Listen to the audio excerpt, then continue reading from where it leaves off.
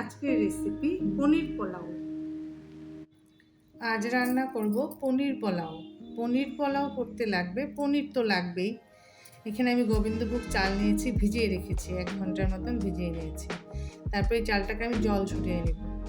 তো লাগবে পনির, চাল, লাগবে কাঁচা লঙ্কা, বাটার, আদা, রসুন, পেঁয়াজ, গোটা গরম মশলা, এলাচ, কাজু, এলাচ না, এটা কিশমিশ, কাজু, আর এটা ঘি।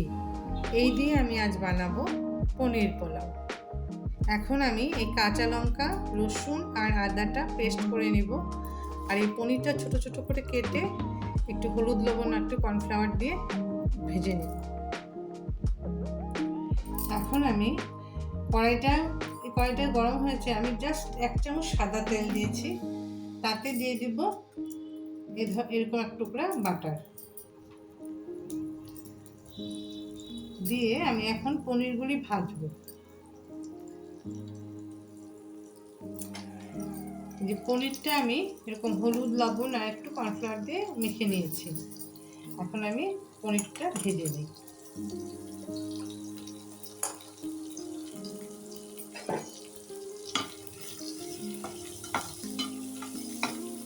পনিরটা একটু ভাজা করে নিই।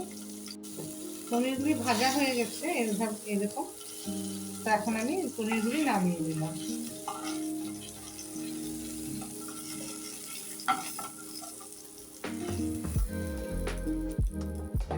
তাতে আমি এখন দিয়ে দিব, ধরো 2 থেকে 3 চামচ ঘি দিয়ে দিলাম। দিয়ে তাতে ফোড়নে দিব তোমার 2টা এলাচ দিয়ে, দুটা তেজপাতা দিয়ে দিব ফোড়নে।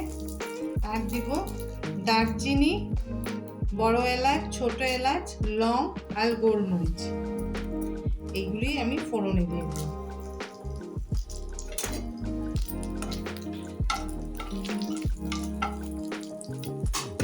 সাথে আমি দিয়ে দেব এই যে পেঁয়াজ কুচি করে নিয়েছি, পেঁয়াজ দিয়ে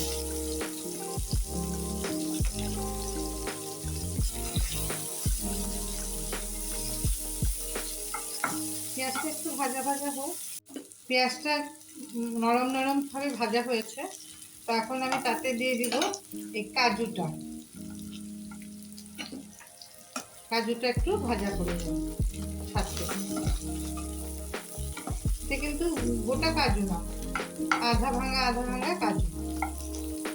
এখন আমি তাতে দিয়ে দিব পরিমাণ মতন লবণ, হলুদ, পরিমাণ মতন হলুদ।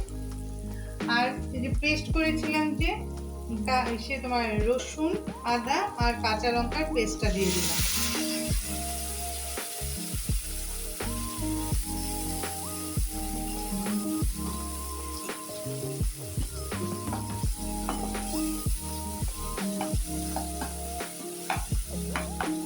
এখন আমি তাতে দিয়ে দিব কিশমিশটা ভিজিয়ে রেখেছি, কিশমিশটা দিয়ে দিলাম। দিয়ে আমি মশলাটা একটু কষিয়ে নিই। মশলাটা কষানো হয়ে গেছে, আর আমি এই যে জল ঝরিয়ে রেখেছি ঝাঁঝরিতে, এখন আমি চালটা দিয়ে দিলাম। চালটা দিয়ে এটাকে ভালো করে একটু ভাজা করে নেব। গোবিন্দভোগ চাল তো বেশিক্ষণ লাগবে না সিদ্ধ হতে, এই ভালো করে ভাজা করতে করতে।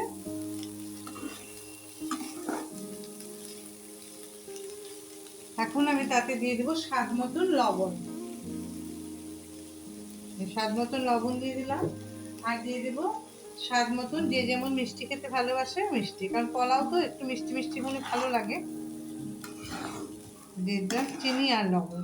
এখন আমি চালটা একটু ভালো করে ভাজা করে নিই। চালটা ভালো করে ভাজা ভাজা হয়ে গেছে, জল শুকিয়ে গেছে।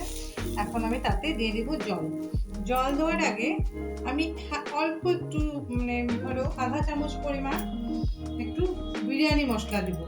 এটা আমার অপশনাল, যদি দিতে ইচ্ছা হয় দিতে পারো, না দিলেও হয়। তো আমি একটু এই যে সামান্য বিরিয়ানি মশলা ছিটিয়ে দিলাম, দিয়ে আমি জল দিয়ে দেবো।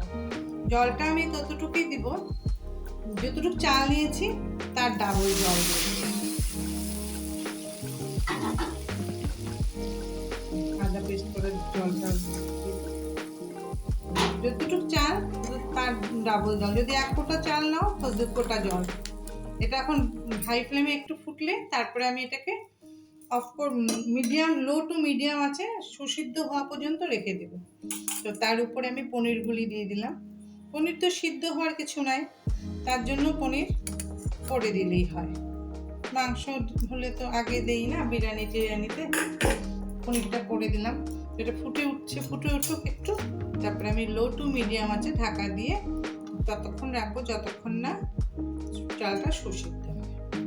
এই যে সেটা পোলাওটা ফুটে উঠেছে, তো এখন আমি লো টু মিডিয়াম আঁচে দিয়ে ঢাকা দিয়ে রেখে দিলাম যতক্ষণ চালটা সুসিদ্ধ হয়। এখন আমরা ঢাকনাটা খুলে দেখি। এই যে আমাদের পনির পোলাও কমপ্লিট। আমি মাঝখানে একবার নেড়ে দিয়েছিলাম, এখন ঝরঝরা সুন্দর হয়েছে। তো এখন আমি লাস্ট ফিনিশিংয়ে একটু ঘি, এই যে 2 চামচ 3 চামচের মতন ঘি দিয়ে এটাকে ঢাকা দিয়ে স্ট্যান্ডিং টাইম রেখে দেবো। তো লাস্টে ঘিটা দিলে, তো পনিরের পোলাও তো লাস্টে ঘিটা দিলে ভালো লাগে। তো এখন আমি এটাকে ঢাকা দিয়ে রেখে দিই স্ট্যান্ডিং টাইম। তো আমাদের পনির পোলাও কমপ্লিট।